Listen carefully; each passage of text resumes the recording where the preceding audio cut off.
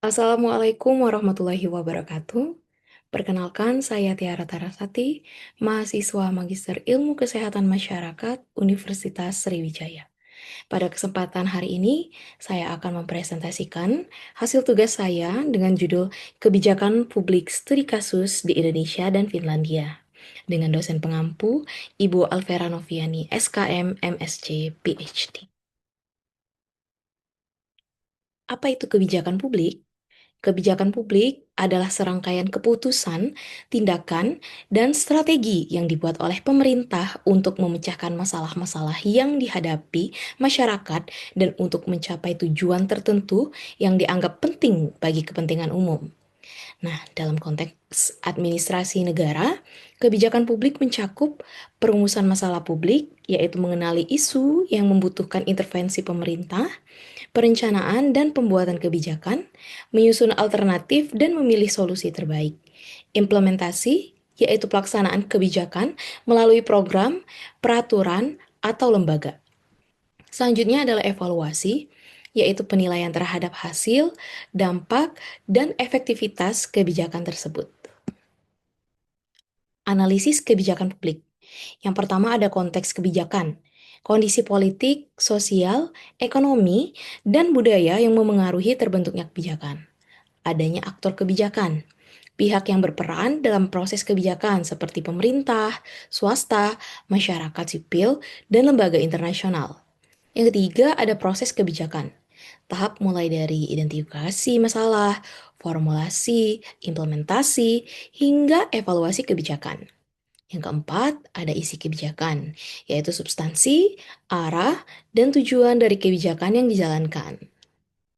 Menurut Bush and Ken tahun 2023, analisis kebijakan ini digunakan untuk memahami hubungan antara aktor, kekuasaan, dan proses politik yang membentuk kebijakan kesehatan.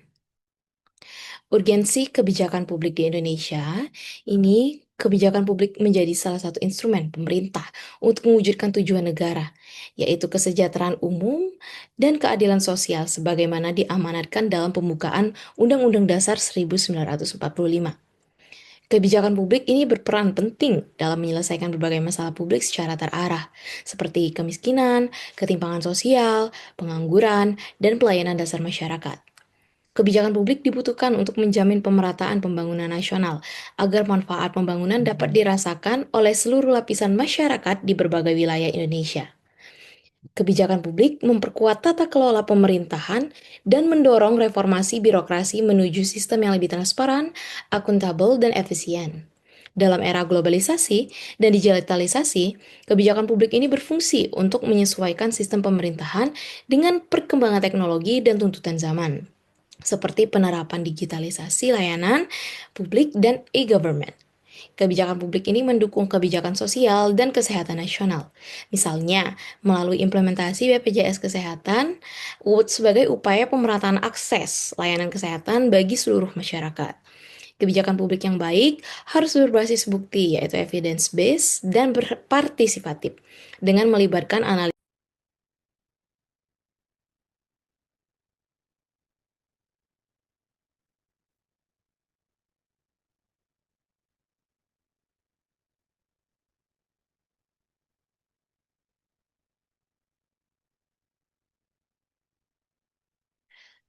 Berikut ada contoh studi kasus, yaitu Public Health Service, a case study on BPJS in Indonesia.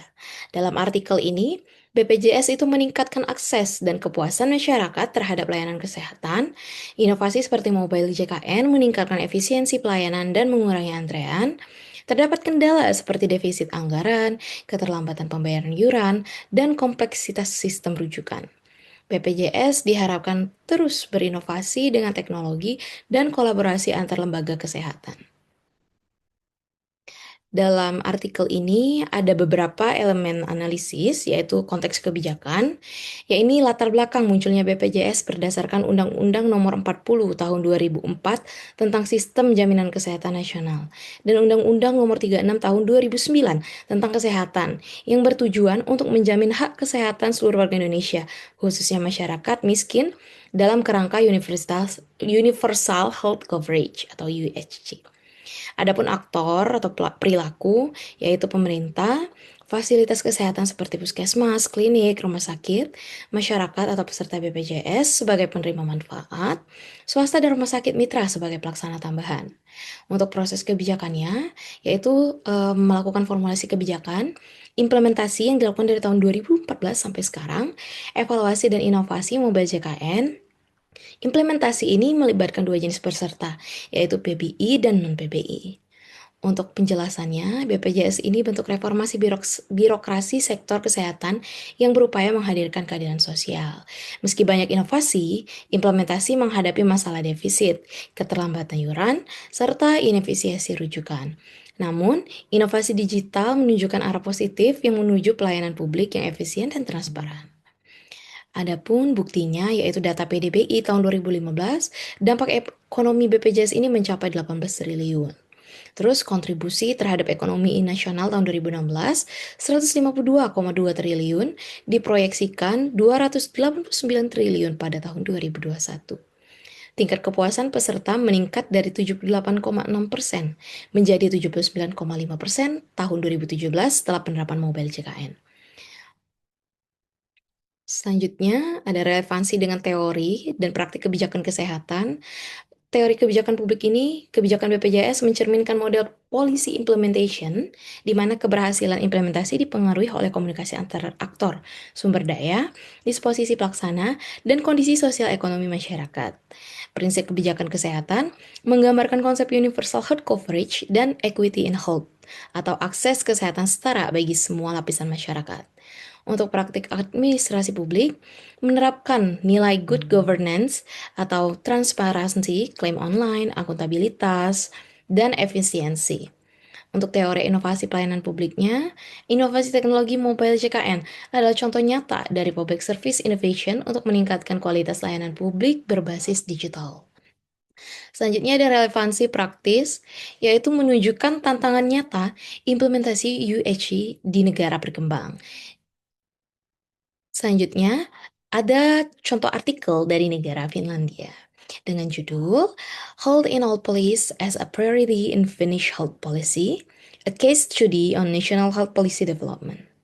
Nah, kalau di Finlandia ini menerapkan pendekatan hold in all place selama 4 dekade. Pendekatan ini menekankan bahwa kesehatan harus menjadi pertimbangan di sebuah sektor kebijakan, bukan hanya sektor kesehatan. Pemerintah Finlandia melalui Ministry of Social Affairs and Health memainkan peran utama dalam koordinasi lintas sektor untuk memengaruhi determinan sosial kesehatan, nutrisi, lingkungan, dan ketimbangan sosial. Nah, HIAP di Finlandia ini berkembang dari proyek yang kecil menuju kebijakan nasional yang struktur melalui undang-undang, program pemerintah, dan kemitraan antar kementerian, serta diintegrasikan dengan kebijakan Uni Eropa. Adapun elemen yang dianalisis konteksnya Finlandia sebagai negara kesejahteraan Nordik dengan sistem desentralisasi menghadapi tantangan ketimpangan sosial dan penyakit kronis. Kebijakan kesehatan sangat dipengaruhi oleh keanggotaan Finlandia di UE dan tuntutan globalisasi ekonomi. Aktor dan perilakunya, aktor utamanya MSAH, WHO, pemerintah daerah, organisasi non-pemerintah, sektor pendidikan, pertanian, transportasi, perilaku, aktor ini diwarnai oleh kolaborasi lintas sektor. Selanjutnya ada proses kebijakan, dimulai dari identifikasi masalah kesehatan masyarakat, pengembangan kebijakan lintas sektor, hingga penerapan hukum dan health impact. Prosesnya bersifat iteratif dan partisipatif. Isinya ada fokus kebijakan yaitu pencegahan penyakit, promosi kesehatan, pengurangan ketimpangan sosial, serta integrasi kesehatan dalam seluruh kebijakan publik. Penjelasannya, ini pendekatan HIAP ini lahir dari kesadaran bahwa 80% faktor penentu kesehatan berada di luar faktor kesehatan. Kolaborasi lintas sektor menjadi strategi utama untuk mencapai efisiensi kesehatan. Untuk buktinya, data epidemiologi membuktikan bahwa penurunan mortalitas jantung, peningkatan usia harapan hidup. Hasil evaluasi WHO dan laporan nasional menunjukkan kebersihan HIAP, namun kesenjangan kesehatan antar kelompok sosial masih signifikan. Berikut adalah keterkaitan dengan teori Bius, Mays, and Wald.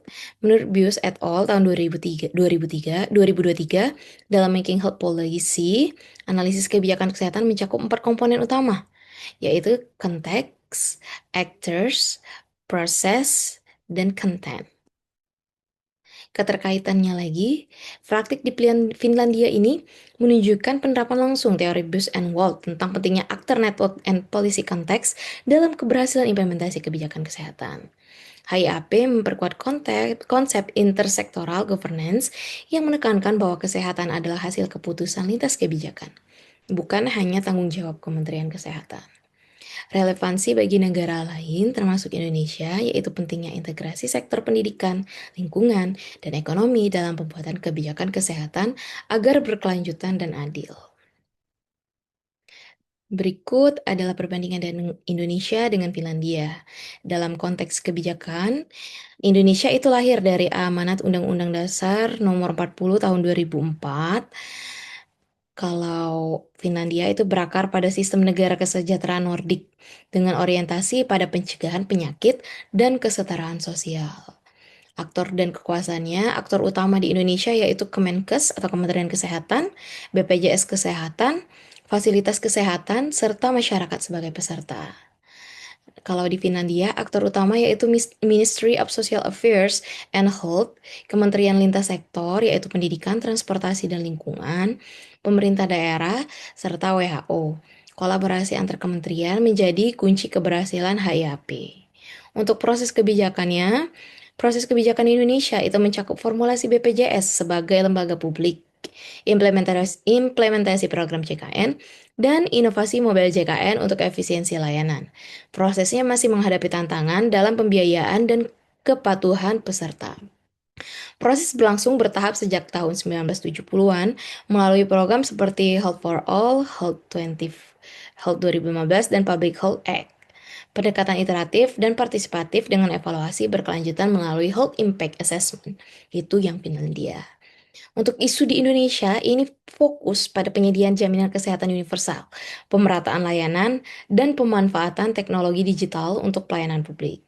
Kalau di Finlandia, ini fokus pada integrasi kesehatan dalam seluruh kebijakan publik, pengurangan kesenjangan sosial, serta promosi kesehatan preventif dan lintas sektor. Nilai dan prinsip di Indonesia ini melakukan nilai keadilan sosial, solidaritas, dan pemerataan akses kesehatan. Diwujudkan melalui sistem subsidi silang antar peserta mampu dan tidak mampu. Kalau di Finlandia, itu berdasarkan nilai equality, social justice, dan collective responsibility dengan prinsip bahwa kesehatan adalah tanggung jawab semua sektor pemerintahan.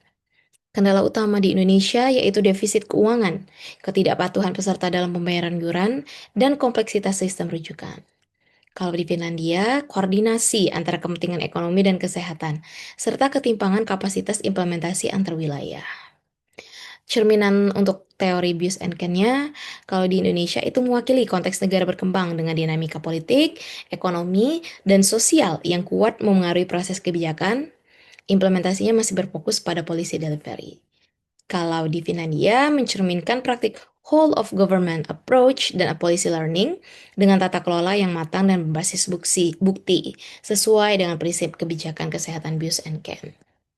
Sekian presentasi dari saya. Terima kasih. Wassalamualaikum warahmatullahi wabarakatuh.